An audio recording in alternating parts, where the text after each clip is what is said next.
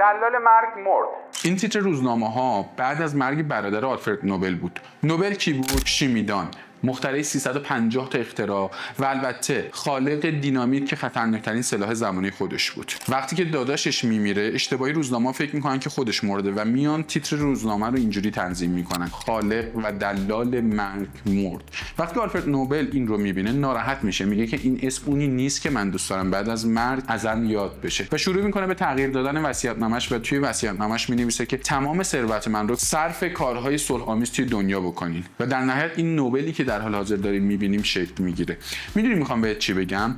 قبل از مرگمون بیا آگهی ترحیممون رو بنویسیم و ببینیم که آیا چیزی که در حال حاضر مردم ممکن از ما یاد کنن اونی هست که توی دنیا و تاریخمون بعد از مرگمون دوست داریم ثبت بشه یا نه. اگه دوست داریم اوکی، در حال حاضر کارهایی که انجام میدیم رو با قدرت ادامه میدیم، ولی نه اگه کارهایی که در حال حاضر انجام میدیم اون تیتری که ما مد نظرمون هستش بعد از مرگمون از ما یاد بشه رو به ما نمیده، ترکش میکنیم و میریم سمت کارهای درستی که ما رو به اون اسم برسونه.